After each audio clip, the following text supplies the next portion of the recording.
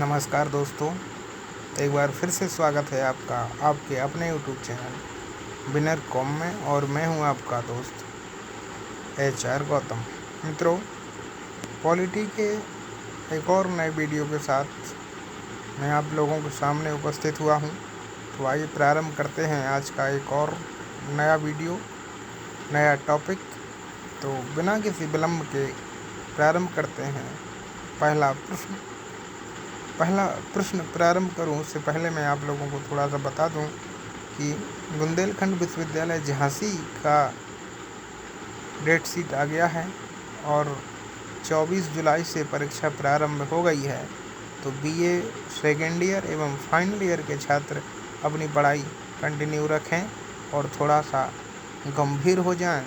और पॉलिटी के ये जो प्रश्न मैं आपके सामने लेकर के आया हूँ, ये द्वितीय वर्ष के छात्रों के लिए बहुत ही लाभप्रद होने वाले हैं। तो आप लोग इसको अवश्य देखें। आइए प्रारंभ करते हैं आज का पहला प्रश्न है, राज्यसभा के कितने सदस्य भारत के राष्ट्रपति द्वारा नामित किए जा सकते हैं? जी हाँ मित्रों, जो भारत के राष्ट्रपति होते हैं वो कितने राज्यसभा के सदस्यों को नॉमिनेट कर सकते हैं? इसका सही जवाब है 12। अगला प्रश्न नंबर 2, इसमें है, निम्नलिखित में से किस शर्त की पूर्ति के साथ संसद राज्य सूची में सूचीबद्ध विषयों पर कानून बनाने में सक्षम बन जाती है? इसका सही जवाब है दोस्तों डी विकल्प, 2 या 2 से अधिक राज्यों के अनुरोध पर। अगला प्रश्न, निम्नलिखित विधेयकों को पहले राज्यसभा में प्रस्तुत नहीं किया जा सकता है? कौन सा विधेयक है? तो वो है धन विधेयक। ये विकल्प इसका सही जवाब होगा। इसके साथ अगला प्रश्न आपके मोबाइल स्क्रीन पर, निम्नलिखित में कौन सा अधिकारी यह निर्धारित करने में सक्षम है कि कोई विधेयक धन विधेयक है या नहीं? इसका सही जवाब होगा बी, लोकसभा का अध्यक्ष। इस सही जवाब के साथ बढ़ते हैं प्रश्न नंबर 5 की ओर। प्रश्न नंबर 5 है, निम्नलिखित राज्यों में से किस राज्य का लोकसभा में अधिकतम प्रतिनिधित्व है? तो आप सब जानते हैं यूपी, उत्तर प्रदेश का। प्रश्न नंबर 6 आपके मोबाइल स्क्रीन पर, यदि सरकार धन का व्यय भारतीय संचित निधि में से करना चाहती है तो निम्नलिखित में से किसका अनुमोदन आवश्यक है? तो इसका सही जवाब है दोस्तों संसद का। अगले प्रश्न की ओर बढ़ते हैं और देखते हैं प्रश्न नंबर 7, संविधान में अस्तित्व में आने के पश्चात पहली लोकसभा का निर्वाचन कब हुआ था?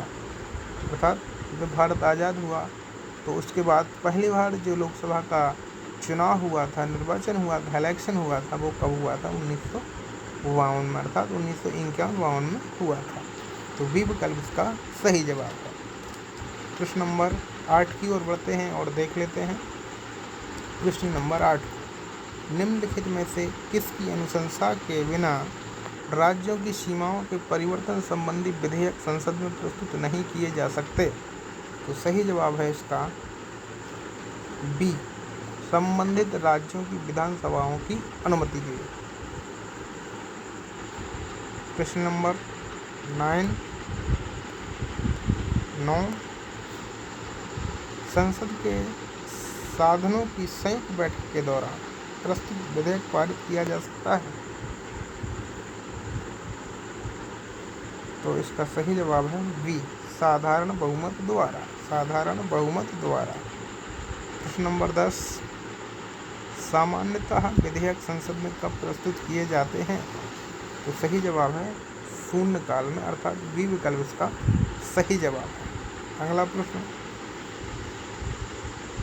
शून्यकाल के दौरान धन विधेयक लोकसभा में प्रस्तुत किया जाता है। अत्यंत महत्वपूर्ण विषय उठाए जाते हैं। विपक्ष के सदस्य अपने प्रश्न पूछ सकते हैं, सांसद एक अल्प विश्राम कर सकते हैं। तो सही जवाब है बी, अत्यंत महत्वपूर्ण विषय उठाए जाते हैं। प्रश्न नंबर 11 के बाद बढ़ते हैं अगले प्रश्न की ओर। अगला प्रश्न नंबर 12 है, निम्नलिखित में से कौन पदेन रूप से राज्यसभा के सभापति होते हैं? तो ये सरल सा क्वेश्चन आप जानते ही होंगे, बी, उपराष्ट्रपति। इस आसान क्वेश्चन के बाद देखते हैं अगला प्रश्न। प्रश्न नंबर 13 है, निम्नलिखित में से किस पद पर आसीन गणमान्य व्यक्तियों को हटाने के लिए संसद के संकल्प की आवश्यकता नहीं है? जी हाँ मित्रों, एक बात और मैं बता दूं, अगर जहां नहीं है इसको हमें पहले अंडरलाइन इसमें कर लेना है, नहीं को, इससे कन्फर्म हो जाता है हमारा। तो नहीं है तो इसका सही जवाब, नहीं पूछा है उन्होंने, तो सही जवाब है ए, उच्चतम न्यायालय के न्यायाधीश। प्रश्न नंबर 13 के बाद बढ़ते हैं प्रश्न नंबर 14 की ओर और देखते हैं 14वां नंबर का प्रश्न।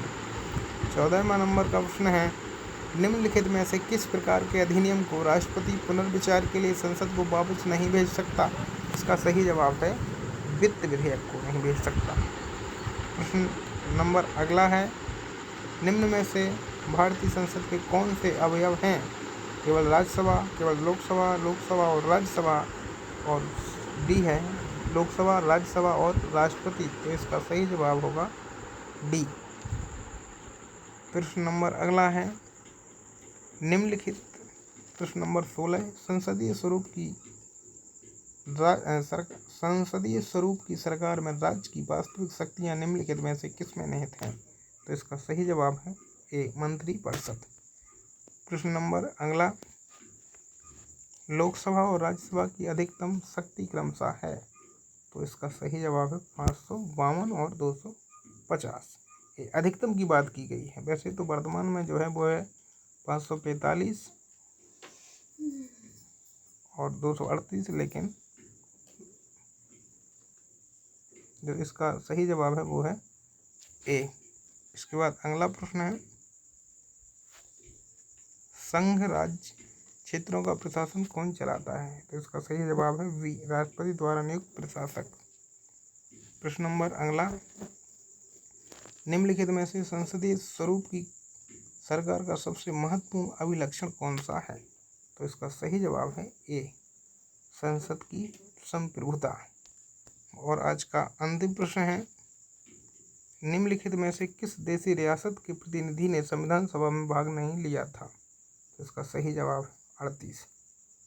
इस तरह से आज के हमारे 20 प्रश्न कंप्लीट हुए। आपके लिए बहुत ही महत्वपूर्ण प्रश्न है। ये आने वाली PET, TGT, PGT, TET, super TET एवं बीएड एंट्रेंस के लिए अति महत्वपूर्ण होने वाले। तो आप लोगों से उम्मीद है कि आप लोग निश्चित रूप से इनसे लाभान्वित होंगे और हमारे चैनल को अपना सहयोग प्रदान करेंगे, अर्थात सब्सक्राइब करेंगे, शेयर करेंगे, लाइक करेंगे। तो अब अगले वीडियो के वादे के साथ लेते हैं विदा। नमस्कार।